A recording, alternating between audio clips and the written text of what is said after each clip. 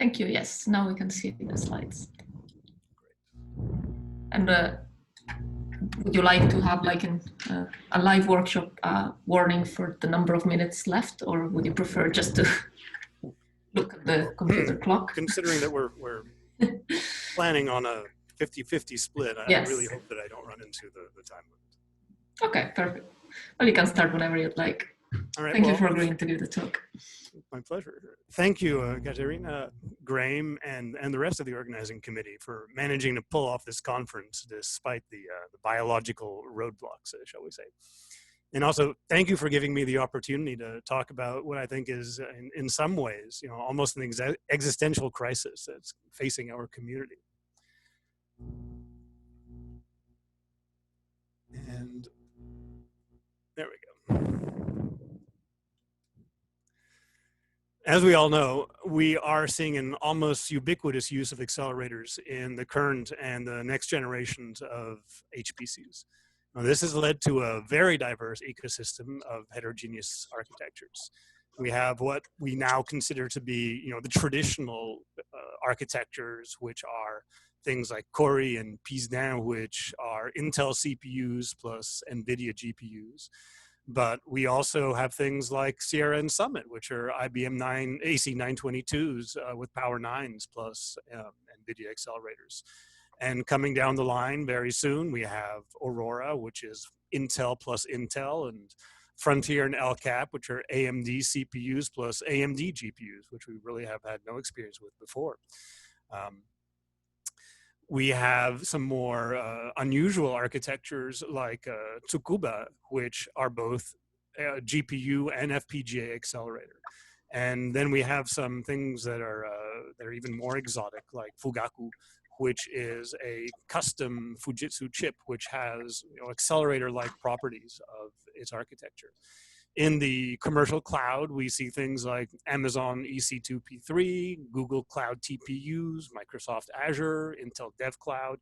All of these are using various types of accelerator backends. So this is really a game changer for our community.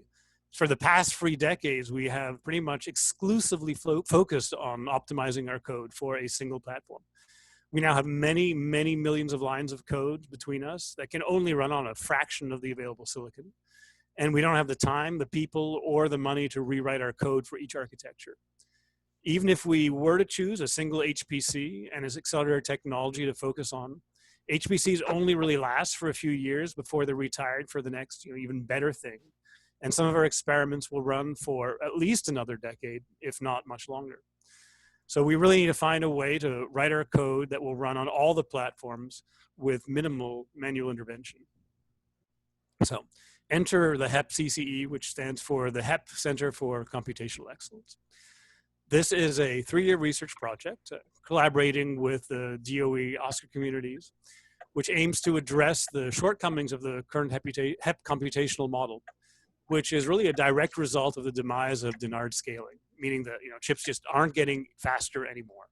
And also the order of magnitude increase of experimental data across the cosmic energy and intensity frontiers.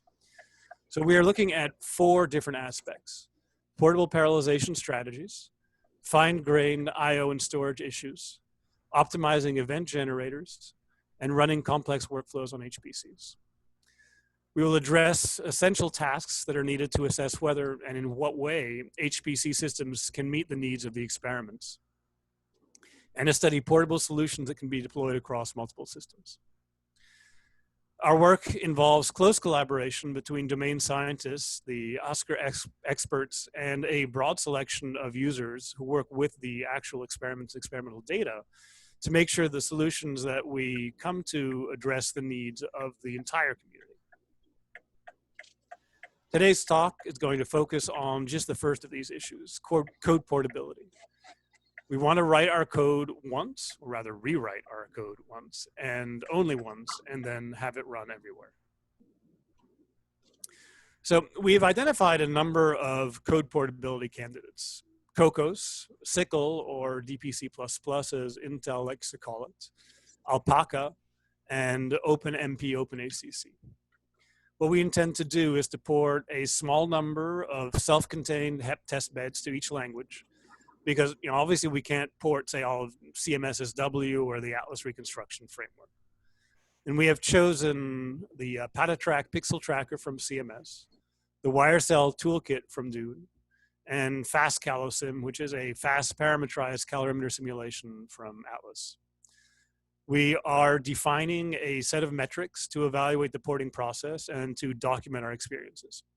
For example, things like ease of porting, performance, impact on user code, support infrastructure, et cetera. I'll spend a little more time later on in this talk talking about these in a little bit more detail. Some of these metrics we have already identified, but I'm sure that a lot more will become apparent as the process continues, and we'll find that some are more important than others. Finally, we'll close the loop and make recommendations back to the experiments. We need to make sure that we address the needs of the entire community, both the very large experiments with complex workflows and also the smaller ones, which sometimes we tend to forget when we focus on things like CMS and Atlas, and at least in LHCb. So the smaller ones, they often have many fewer developers with very different sorts of workflows. And it may very well be that in the end, there is no one answer and that different solutions will work better for different communities. So as you can see, the current support matrix is rather complicated. Other than really, OpenMP or OpenACC, there is no solution that currently fully addresses all the available architecture. Luckily, this picture is rapidly evolving. For example, in just the past few months, we have seen CodePlay integrate its NVIDIA Cuda backend into Intel's SYCL compiler, DPCPP. Though it's not, they don't make any full releases of it. It's currently only available through the LLVM Git repo. It is, however, very easy to build, and they're constant commits to it. It's definitely a well supported project right now. Cocos also, just 2 weeks or 3 weeks ago, released an AMD backend for their version 3.1 of their library. So we definitely see significant movement. What I'll do now is I'll run through a quick summary of the various portability candidates that we are evaluating. So Cocos. Cocos is a C++ library, which is developed at Sandia National Laboratory in the US. It has a rich history with a very strong user base. It's a portable, performant shared memory programming model that is single source. It lets you write algorithms and run on any supported backend architectures, such as traditional CPUs, NVIDIA and AMD GPUs, Xeon Phis, many core CPUs, all while minimizing the amount of architecture-specific implementation details that users actually need to know. An Intel GPU backend is currently under development as well at Argonne right now. Cocos has a number of different parallel abstractions available, such as the traditional parallel fors, reductions, scans. It also provides utilities such as random number generators and supports things like atomic operations. The library can either be installed as a header-only distribution or pre-compiled for a selected set of backends, where you have one serial, one host parallel, such as OpenMP or pthreads, and one for a specific accelerator architecture. Either way you do it, though, the backends must be selected at compile time, and you have to be rather specific as to the backends. For example, you have to choose between, say, Volta 70 for a V100 or a Turing 75 for the newer NVIDIA RTX cards, because Cocos does a lot of optimization under the hoods for the different architectures. The data interaction is via these things called Cocos views, which must be explicitly migrated between devices. This obviously has a big impact on user code. The memory spaces are selected via policies, and the views can either be can either allocate the memory automatically, or they can reference pre-allocated structures, which makes migration of existing CUDA-based code somewhat easier. SYCL is a cross-platform abstraction layer that's intended for heterogeneous computing. It's based on OpenCL and was originally released by the Kernels group in 2014. Since then, there have been a number of different implementations by different groups. with the latest spec being 1.2.1, which is based on OpenCL 1.2, which is, as we all know, rather old. Like Cocos, it's also single sourced, and it understands C++17. What's interesting is it does not mandate explicit memory transfers, but it rather builds a directed acyclic graph of kernel data dependencies and transfers the data between host and the offloaded devices as needed. It executes on a broad range of architectures, including CPUs, GPUs, FPGAs, which can actually be selected at runtime. Well, mostly. I say mostly because certain backends can only be handled by certain versions of SYCL, so you have to pick the right version depending on where you actually want to run. As you can see, though, the ecosystem is also rather complex. Until recently, Intel's DPC++ version only targeted Intel hardware, which was rather limiting. Recently, in collaboration with CodePlay, they actually implemented a Cuda backend, which really opens things up a lot. CodePlay's version can target NVIDIA GPUs via the PTX intermediate representation or Intel hardware using the SPIR-V IR if there's an available OpenCL driver for that platform. It used to be able to run on AMD GPUs before AMD abandoned SPIR-V. So if you want to use this for AMD GPUs, you need some very specific versions of drivers and hardware and operating systems, all of which are obsolete. AMD GPUs can actually now be targeted via HIP-SYCL, which uses HIP as an intermediate layer. Unfortunately, this project is only supported by a single, though very talented, grad student, which is somewhat worrisome in terms of a long-term support point of view. So, oops. Intel right now is the major player in the game with their DPC++, and it states that their one API implementation will be an open standard, and really wants to push their DPC++ extension into the LLVM main branch. One thing to note, which is important in our community, is that concurrent kernels don't work on any SYCL backend and probably won't for the foreseeable future. It's worth noting that the Cronus group just released a new OpenCL 3.0 specification, as in just last week, I think it was. Using a less is more philosophy, it makes many of the improvements of the 2.x standard over the 1.2 optional, enabling a much broader range of devices to be 3.0 compliant. This is good because basically nobody adopted the 2.x standard and stayed with 1.2. Moving away from the all or nothing approach of 2.x, which greatly impeded vendor implementations, allows a gradual adoption of extra features. The OpenCL C++ language has been abandoned in favor of the Clang-based C++ for OpenCL. Yes, I know that's kind of confusing. But it currently supports most of C++ 17. There have been strong-ish statements from various industry players in support of OpenCL 3.0. NVIDIA says that it's going to ship a conformant OpenCL 3.0 spec when the spec is finalized. CodePlay says it's excited to enable hardware vendors to support OpenCL 3.0 and take advantage of the flexibility provided. Intel's is considerably weaker, saying that they strongly support cross-architecture standards. And AMD has been notably absent in this discussion, but considering that they abandoned the SPIR-V intermediate representation, it's not entirely surprising. But, you know, at least people are looking at this, and there has been some indication of good support. Alpaca is yet another single source portability layer where the backend is chosen at compile time. It uses a CUDA-like multi-dimensional set of work units using a grid, block, thread, element hierarchy, and mapping the various abstraction models onto the desired backends.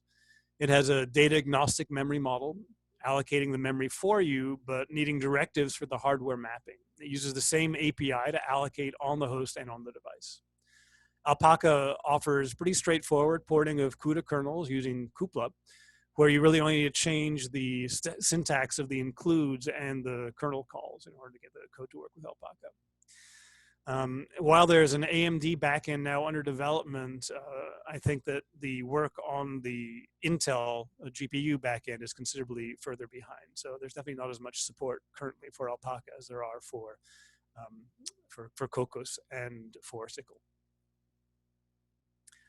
Finally, we have OpenMP and OpenACC, which are two very similar, at least syntactically similar mechanisms for annotating code using pragmas to direct the compiler to offload various sections of their code to other devices.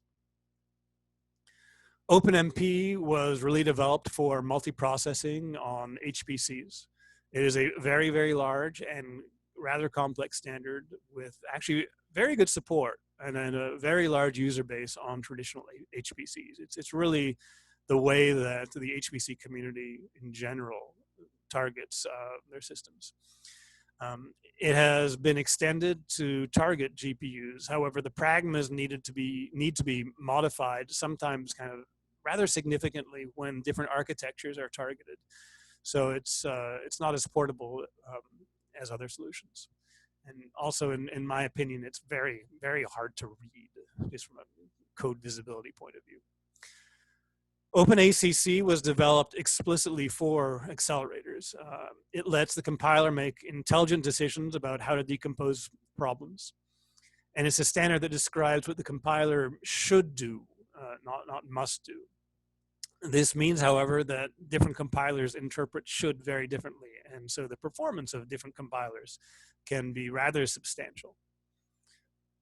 OpenACC is currently the best, if maybe not the only real way of offloading Fortran code to accelerators. I know that in general, we don't have much Fortran code left in our code bases. You know, hopefully we've gotten rid of most of it, but I think that probably still exists a little bit. In the HPC community, though, Fortran is still very heavily used. Now, let me just say a few words about metrics, or how we really intend to evaluate the various portability solutions. There are a lot of them, and some of them, no doubt, are going to be rather subjective. You know, things like ease of learning, both for experts and novices, the extent of code modification, you know, code conversion. You have, what does it take to convert CPU code to a portable parallel layer, or Cuda code to another portable parallel layer, or, you know, Cocos to Alpaca, or whatever. What impact does it have on existing code, such, you know, as your EDM? Do you have to completely rewrite it to flatten it, which I think is going to be a necessity if you want to really offload anything in any performant way to a GPU? Does it take over main? Does it affect the threading and our execution models? What about the impact on the existing tool chain and build infrastructure? You know, do we need to recompile the entire software stack? How hard is it to integrate into existing CMake and make files? Hardware mapping, things like what is the level of current and future support as new architectures emerge. For instance, the Fujitsu chip for Fugaku. Who is going to create a version of their portable parallel layer for that? Feature availability, things like reductions. Until very recently, Sickle could not handle reductions. How about kernel chaining, callbacks, things like that? Does it support concurrent kernel execution, which I think we are going to need given in general the rather small problem and work sizes that we have? Ease of debugging, which is obviously going to be very important. Does it address the needs of all types of workflows? You know, to scale with the number of kernels, number of applications. How about scaling with the number of developers? Do you need a really strong support infrastructure within the experiment to be able to support it? Some experiments are very small. What about, is your workload compute, or is it memory bound? Do some of these architectures work better for one as opposed to the other? Then there's, you know, long-term sustainability and code support. Cuda, we know, is going to be around for a long time. What about the other portability solutions? How much is the API going to change? Is it going to be forward compatible? Is it going to be backwards compatible? It doesn't do us any good if they decide 5 years from now, oh, we are going to completely redesign our API. And so now it's almost like rewriting for a new language. What about compilation time? How does it, do you have to have separate builds for different architectures? You know, let's say you want to target the FPGA backend for SQL, which in theory is possible. Well, you better have a long weekend free for your computer to churn on that before you can see the results.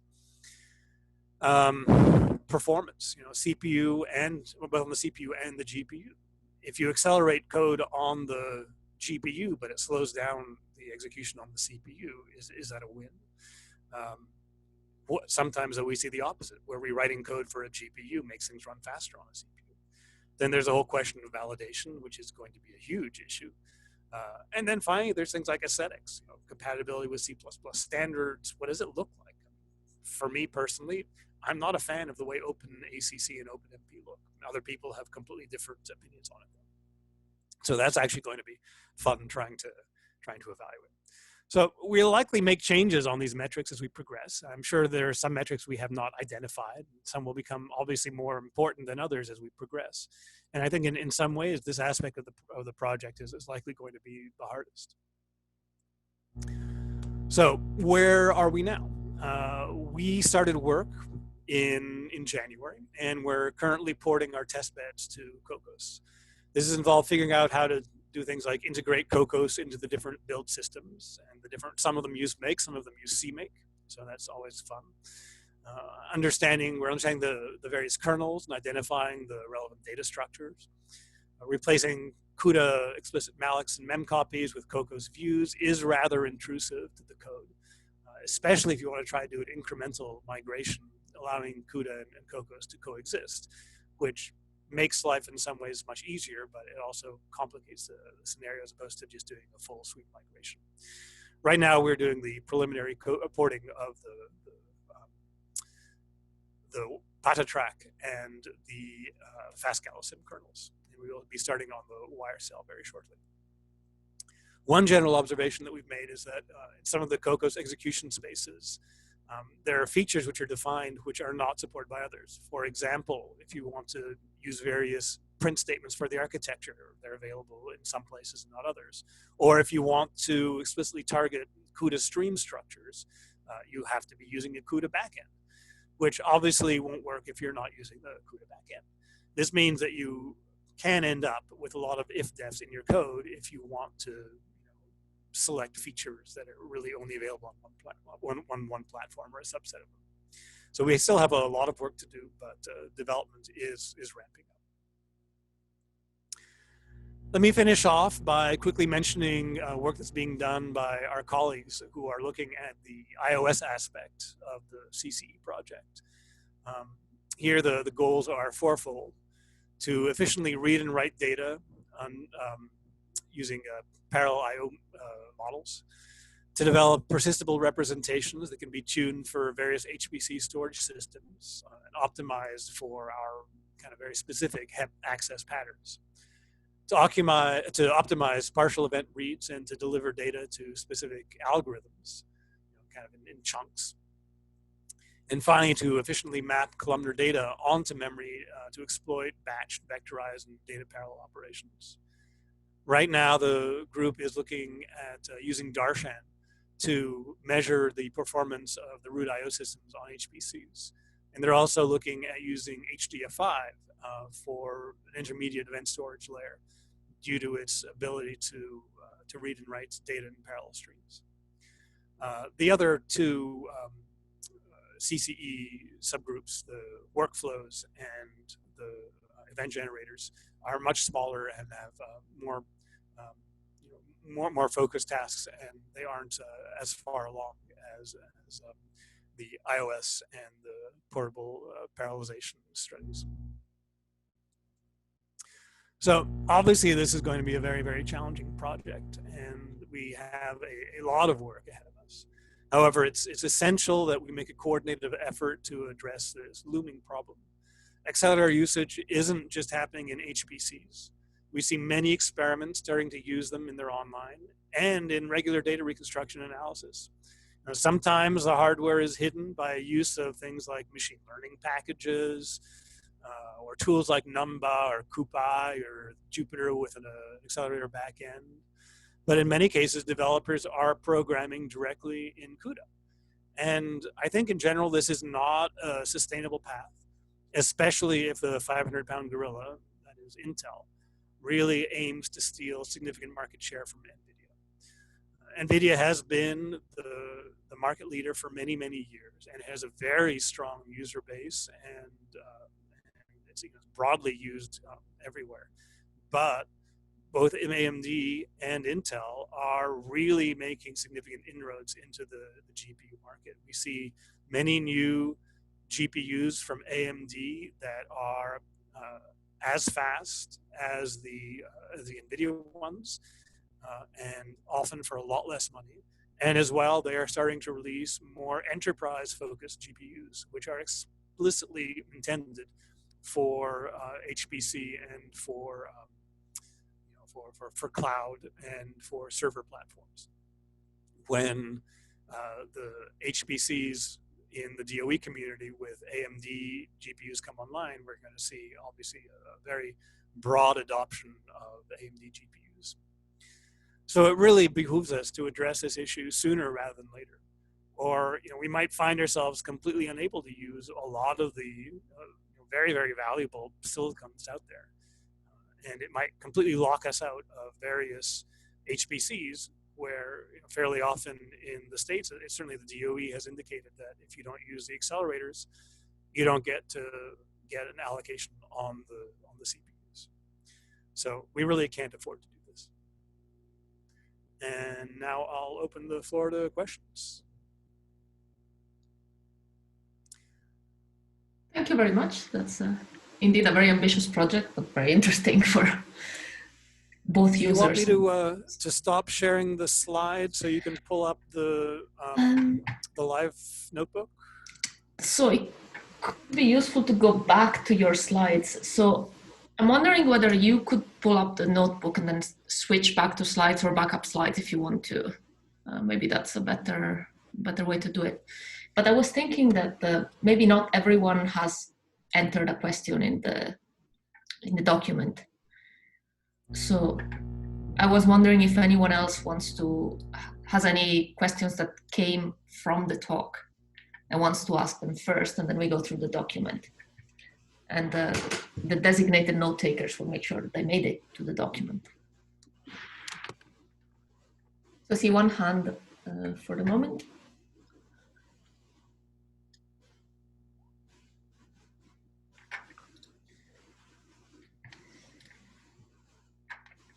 No, two hands, okay. So we also want to get through the ones that were in the live notes. So I will take now so we know that Ed Moyes and Tom Junk both have questions, and we will take those, make sure that we take those after the ones in the workbook or notebook, as we want to call it. So I don't know if you want to pull it up, otherwise I can, but I think if you want to switch through between workbook and slides, it's easier if you do it. All right. Thanks. Pull that up.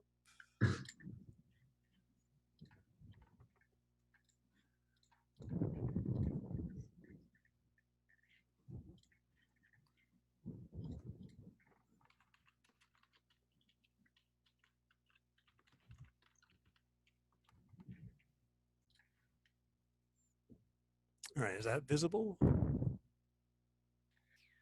Yeah, I think so. Yep. Yes. So yeah, I think we can, I don't know if I need to read them or if the person that had the question. All right, well, why don't I just start reading through this from the top. Unfortunately, yes. A lot of these questions, especially you, Gordon, chose to make these things after I went to bed and got up early this morning. So I haven't had a chance to look at them. Code portability.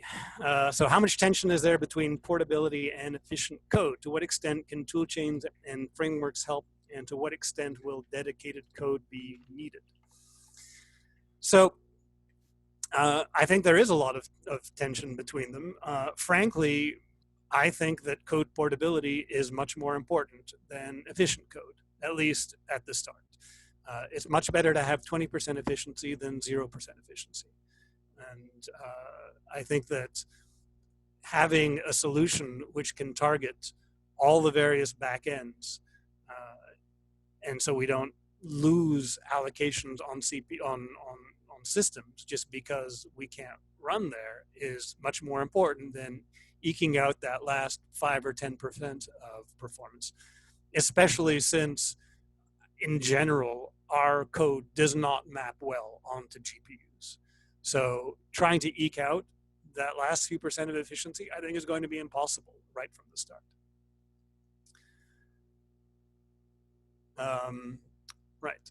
The portability solution adopted by Elise and LHCb focuses on C++14. Yes, this is where they have basically if-def'd a lot of code to be able to run on both CPUs and NVIDIA GPUs.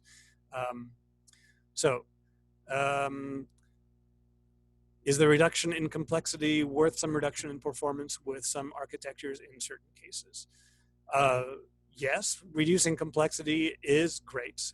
However, I think that the limiting thing here is that you also are going to limit yourself to certain platforms. You know, this will work great for CPUs and Cuda for NVIDIA GPUs.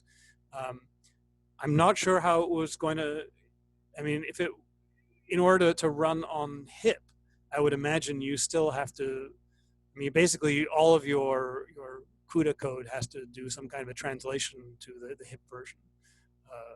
I'm not sure how that works. I haven't looked at it.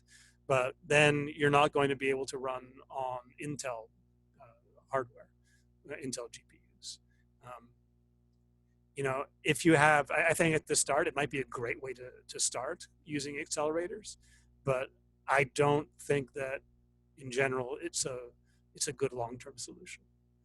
That is my opinion, and I think that it's one of these things which we're going to evaluate as we go along with this. So we'll probably see some reference to that in our metrics document. All right, now we have one of Gordon's many questions. Scheduling. It's obviously too late to have real impacts on LHCb.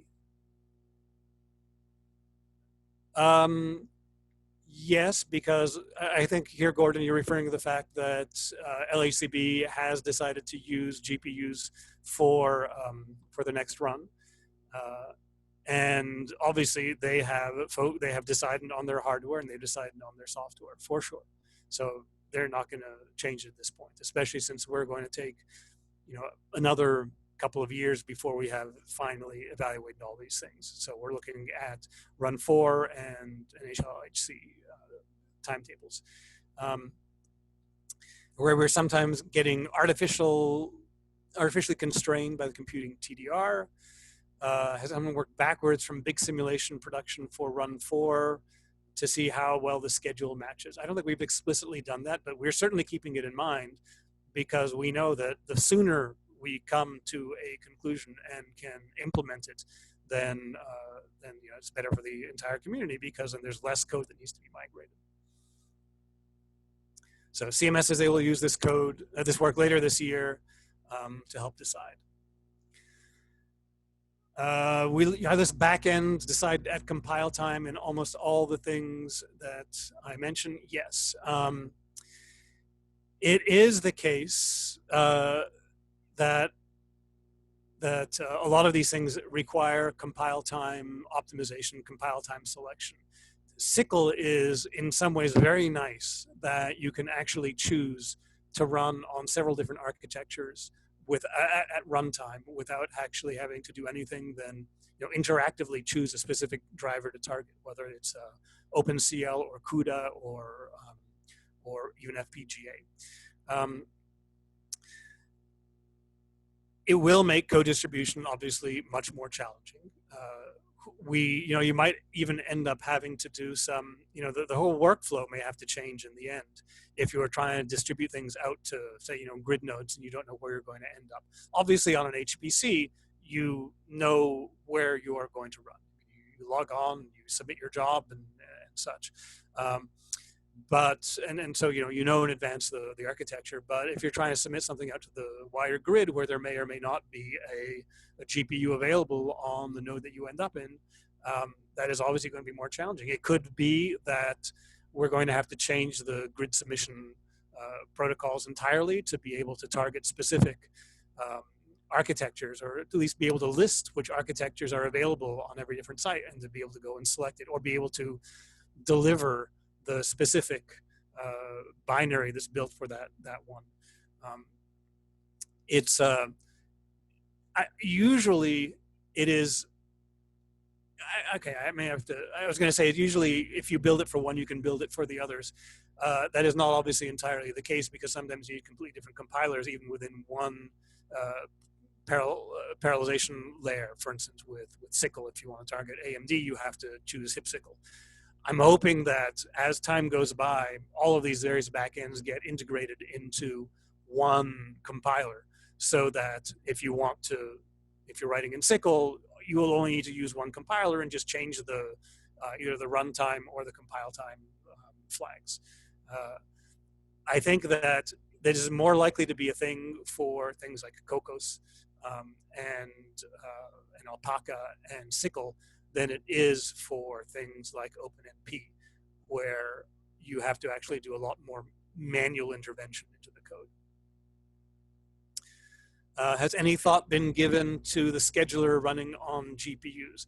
Well, so you don't really run a scheduler on a GPU. You tend to do scheduling type activities on the CPU, and it will be necessary, where I'm thinking of things like managing offloading of kernels, so doing the scheduling, so to speak, or managing the memory so that you are able to reuse the memory on the device without having to do a lot of Cuda or device mallocs and reallocs, which can be very, very slow.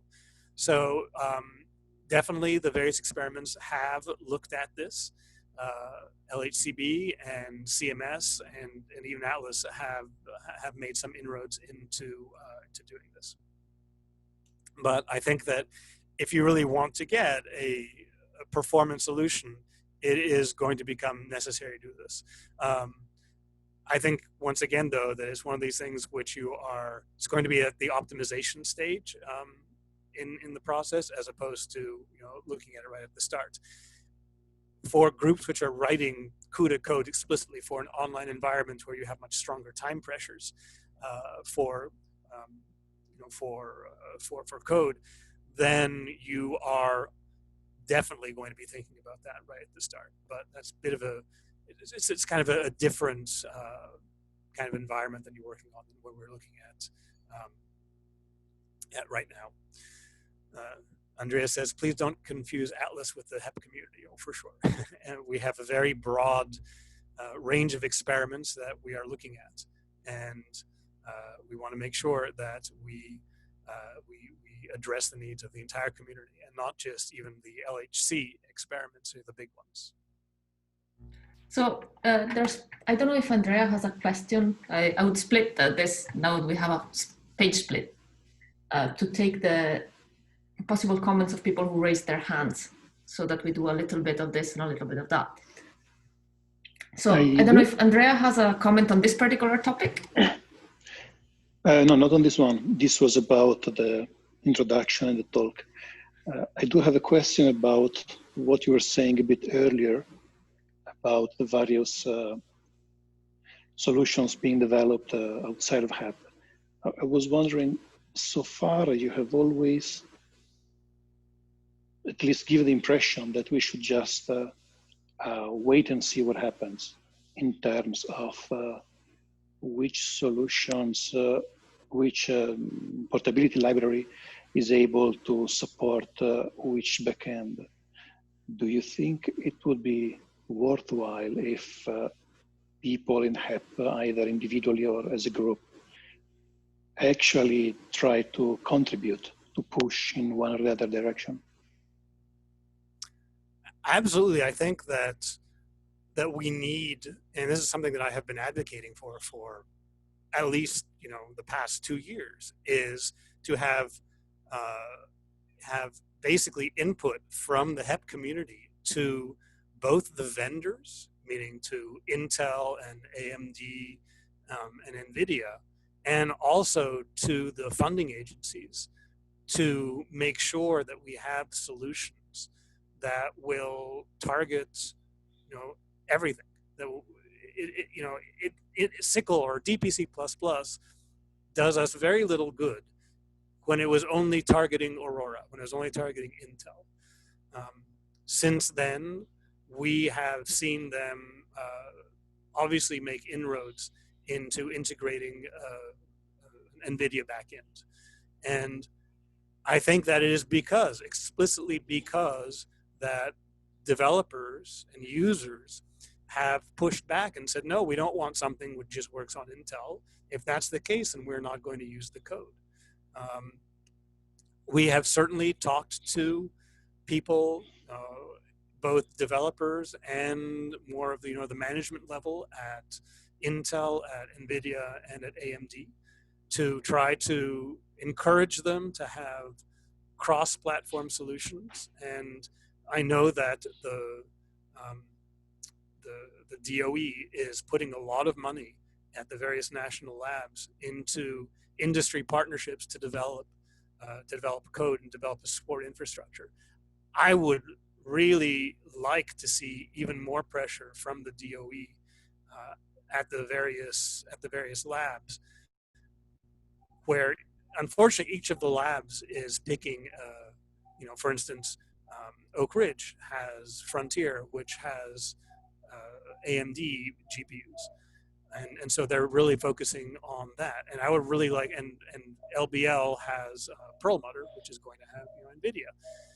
So I want to see more effort from the funding agencies saying, well, don't just focus on the platform that's available at your lab, but make sure that we have solutions that work at all the labs and that work across the world, really. And they have the money and they have the power to do that. And I don't know what it actually takes. This is somewhat above my pay level to force them to actually be a little more cooperative. But I think that we see a lot of involvement. I mean, if you look at the bug reports and the merge requests at the various open code bases, like at Intel's SYCL Git repo, we see a lot of HEP businesses and developers who are using it, trying it out, and submitting issues and merge requests. And I know that we have communication between developers and a lot of the engineers to push things in various directions. Does that answer the question? Kind of. I was mostly talking about what you came to in the conclusion of your answer. So not just about pushing, but really contributing code and pull requests to these open code bases, as you say. For example, I think that's definitely one of the ways that we show our involvement is by doing that. Otherwise it's just kind of people talking to each other. If you can show that, oh look, the HEP organization made 100 merge requests. I mean, there's obviously that has a lot of impact.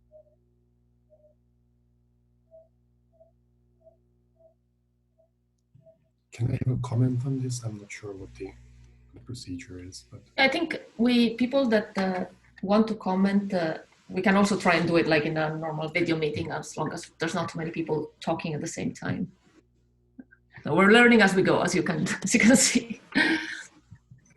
So yeah, Attila, if you have a comment on this particular point, go ahead. Yeah, sorry, I was trying to raise my hand as well, but wasn't sure how to make sure that I could comment on this. I just wanted to mention that, in principle, from what I understand, both Intel and NVIDIA would like their programming APIs to become the C++ standard at one point. So from our point of view, the way that I see things is that after we make an educated choice of how we want to write most of the HEP code, we should better make sure that that's the one that goes into the C++ standard. So let's try to bet on the right horse, because then I would hope that eventually, once and if this programming method does become the C++ standard, it will be like rewriting code from using boost shared pointer to std shared pointer. If we make the wrong choice, it could be a lot worse. But yeah, in the end, I do hope that eventually, I don't know, 6 years from now, it will actually be the C++ standard. But we need to figure out until then which one we would like to become the C++ standard.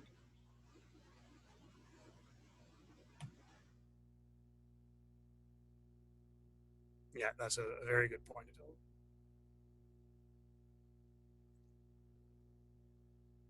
So, all right, I think we have to wrap up fairly soon. We have a 10 minutes delay, which is acceptable, but we don't want to go too much through that.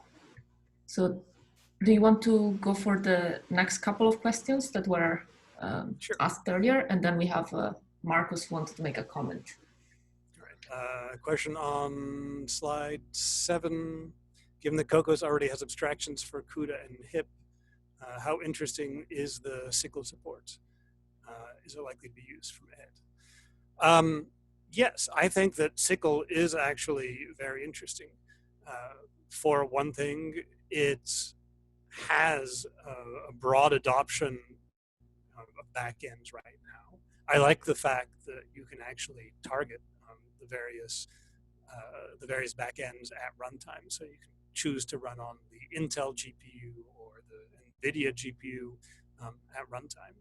And hopefully one of these days we'll see also, the AMD GPU that's coming out of all the same program. In some ways, I think it's a lot less intrusive than Cocos. On the other hand, I don't think at this point it's quite as performant as Cocos. Cocos, they spent a lot of time really tweaking it and optimizing the various tricks underneath the hood to really make it work well in different architectures. Then again, as I said before, I don't think that performance is going to be our defining metric, but it's obviously important. So I think that it's also, it reads very easily, and if it does get broadly adopted as a C++ standard, then it really behooves us to look very closely at it. Comment on the availability of effort. Students and postdocs need up-to-date skills in order to advance and get their next jobs. Technologies are likely still to be around. The futures are more likely for them to invest in. Skills and technologies that are too old also tend not to be as marketable unless they are very stable, like COBOL, I guess. Yes. However, obviously, it's good to have on your resume the languages which are in use. I think, though, that it's in general for someone who is in our field, in the software part of our field, who has a strong basis in one, say C++ and Python and such. It is not incredibly hard to pick up these languages because they are all C++ based. So it's not as if you're learning something that's entirely new. I think in general, once you learn one of them, say Cuda, for instance, where you really understand, it's really more about understanding the issues that are involved in porting code efficiently to a GPU, understanding the architecture, understanding how they work, understanding how to move data back and forth. Once you understand those issues, the rest in many ways is just syntactic sugar. So I don't think it'll look bad on your resume if you say that, I know how to use Alpaca and Cocos, but I've never done SYCL. Because you can say that you know how to program efficiently on a GPU. And after that, it's not a huge amount of work to pick up a new accelerator language. How will the use of containerization help or hurt us? Various CPU accelerator combinations. I think that containerization will definitely help. For instance, if you want to compile something for a specific backend, if you can enclose the whole thing in a container and then just distribute the containers to the individual backends, or to the individual HPCs or grid nodes that are pre-compiled for a specific platform, then that will probably make life a lot easier than trying to figure out how to recompile at the site, in a just-in-time compilation or something like that. It may be also that it depends on how much you have to include in the container. You really don't want to have to distribute 50 gigabytes of files every time you want to distribute a job, because you have to have the entire software stack that's built with a specific compiler.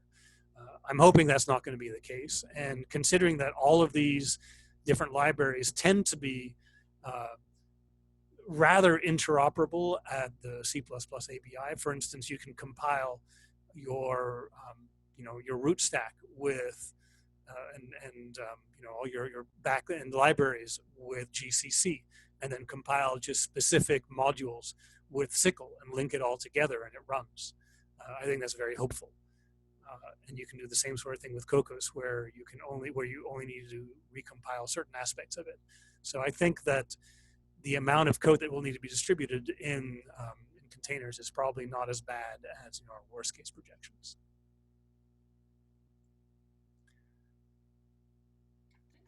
So I would say we conclude with Marcus's comment.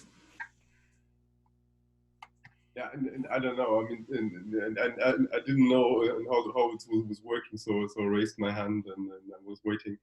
And I think this was a very nice summary and overview, and with a lot of very good information. But there was one very general statement where I'd like to raise my worry, which I usually do at this point. I mean, this is that we have that our community has to use these machines, and that's the only way forward. And the reason why I'm saying this is that, I mean, the atlas plots of the computing CDR are public, and when one looks at them, one sees that at least on the reconstruction side, we will talk about the simulation side later.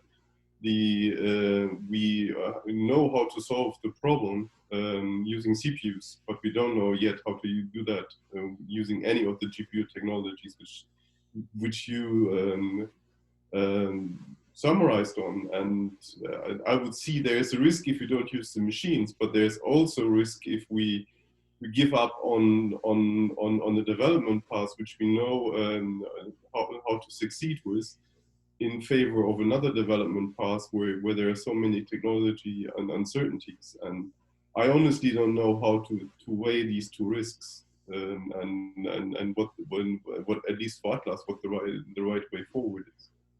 Well, obviously, I think at this point it would be incredibly premature to make a selection, because things are rapidly evolving in both hardware and software. Mm-hmm. And while we may be able to get away with not having to use HPCs, the accelerators are really the wave of the future. We're seeing them getting used everywhere.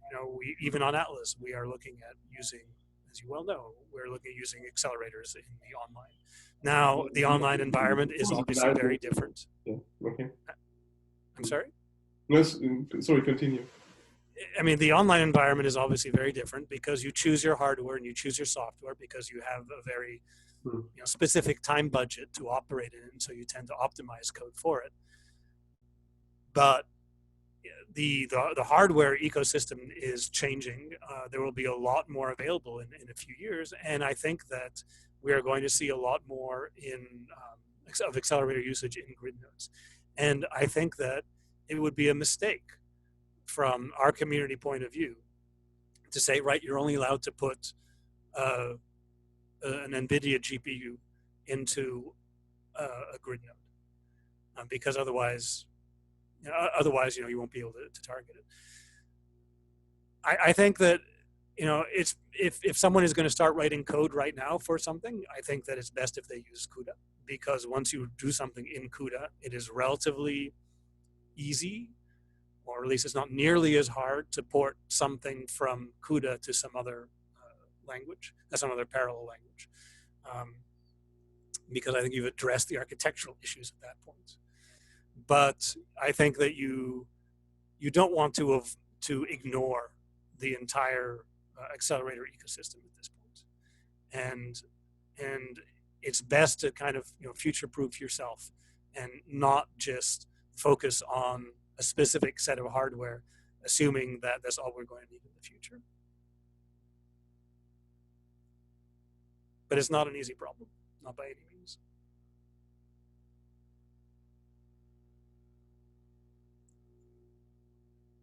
Thank you. So I think with this, we conclude the discussion on the first part of the talk. And a virtual clap thanks again to Charles for the nice presentation and question and answer.